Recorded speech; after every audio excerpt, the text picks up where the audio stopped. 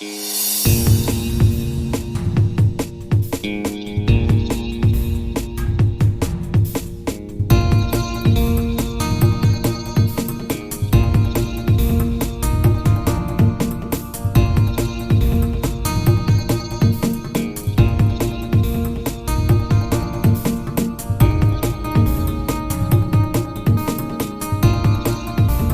are already familiar with arrays in C# language. Here in this session, we are going to discuss a concept called array list. Array list, it may be a new concept for you all who have learned only C programming language, because you are familiar with arrays. The declaration of way of declaration of arrays in C programming language is completely different than declaring arrays, initializing arrays in C# language. Apart from that difference, there is another facility in C# language called as array list class. Array list class is defined under system.collections namespace. It defines a class known as array list that can store a dynamically sized array of objects. But the concept array comes under the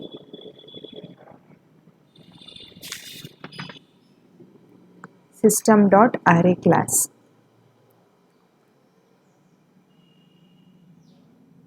The array list class includes a number of methods to support operation such as sorting, removing, and enumerating the contents.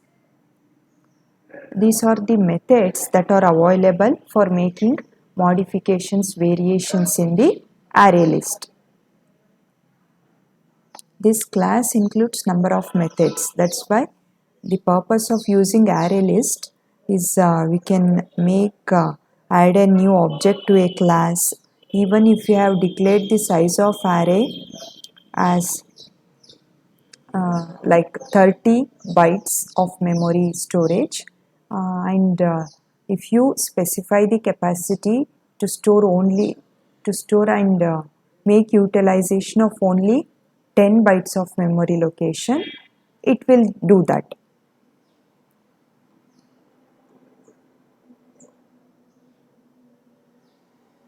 And it can store a dynamically sized array of objects. It's not a fixed way of storing like in arrays, since if you declare, in case of arrays, if you specify the maximum size of the array, that whole thing will be covered or reserved for only that particular array variable. But here you can, even though you have specified the maximum size, you can make changes with the help of coding or the methods available in the array list. It also supports a property count that gives the number of objects in an array list and a property capacity to modify or read the capacity. An array list is very similar to an array, except that it has the ability to grow dynamically. It is very similar to an array. We can create an array list by indicating the initial capacity we want.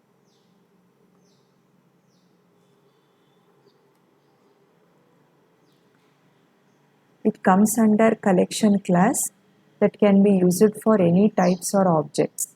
Array list is a class that is similar to an array, but it can be used to store values of various types. An array list does not have a specific size.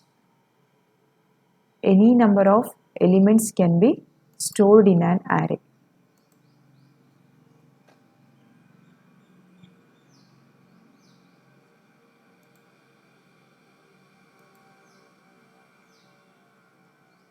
We can make use of for each loop. for visiting each and every element present in the array instead of the regular basic for loop. The advantage of for each loop is that you don't need to initialize the value or specify the maximum value or the limitation of the loop, or you don't even need to specify the increment or decrement operator. Uh, it's a simple syntax by which you just specify the array variable name along with the data type, use the in operator, then it will visit each and every value which is stored in the index inside the array list. Every time the loop rotates, it reads one item from the array list and assigns it to the variable.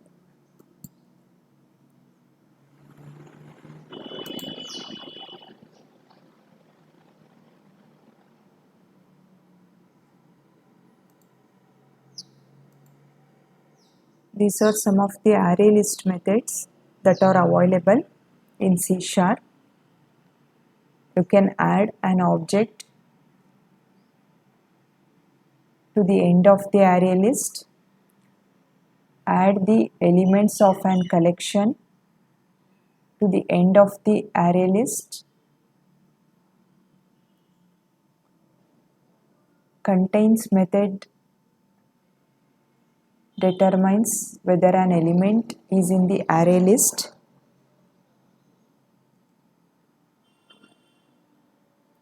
By using contains method, you can check if a particular value you are searching for is present inside the array list or not. Clear method removes all the elements from the list. Add method adds an object to a list. Insert method, it will insert an element into the list. And there is a method called remove.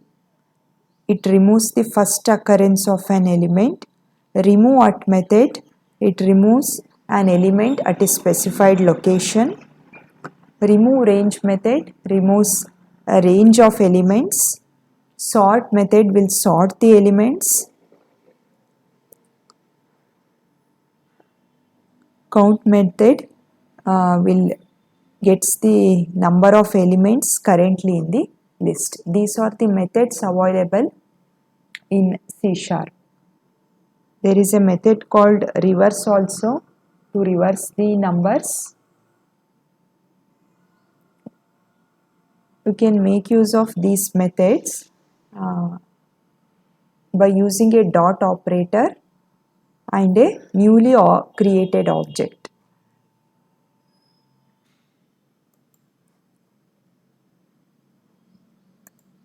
This is the example program for ArrayList class.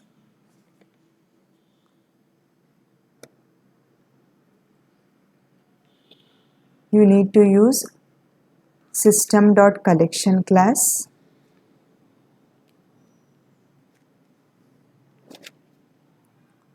Because ArrayList is available in C# as a collection, after the main function, write the ArrayList, write the keyword ArrayList, create a new object by using the new operator and ArrayList constructor method, end dot add method. That is what I told before. Add method or property adds an object to a list. For this list, it is going to add an object called this string, that is Madras. Next string that is going to be added will be Bombay, Anand, Calcutta, Delhi. These are some of the strings that are going to be stored inside the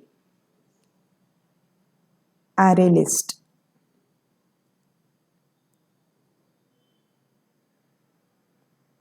Cannot take the name of array list directly, you need to create an object, make use of that object along with the dot operator and keep on adding the elements. Console.writeLine method will check the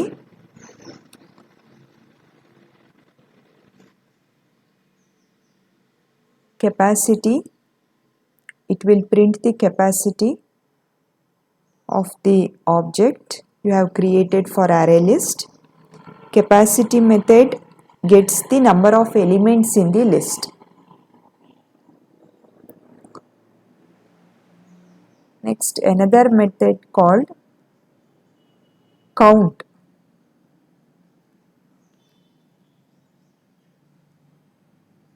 Count method will get the number of elements currently in the list. The array list already it may contain the capacity of array list may be 16, but currently we are storing only 5 elements like Madras, Bombay, Anand, Kolkata and Delhi. Then sort the method by using the new object. Use the for loop, sort the method, and for printing the sorted number also make use of the for loop, and finally remove the string which is present, or remove the element which is present at 4th location with the help of the method remove at. Remember, the method remove removes the first occurrence of an element.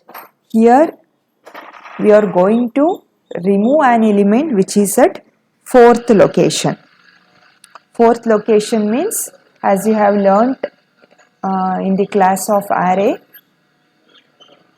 that the memory index position starts at 0 and ends at 4. Since we have 5 elements, all the 5 elements is going to be stored starting from 0. Since it is starting from 0, the last memory location would be 5 minus 1, that is n minus 1 equal to 4.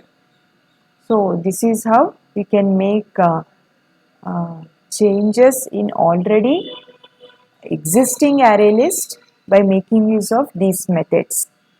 But in case of array, you don't have this option of dynamically varying the elements of the array.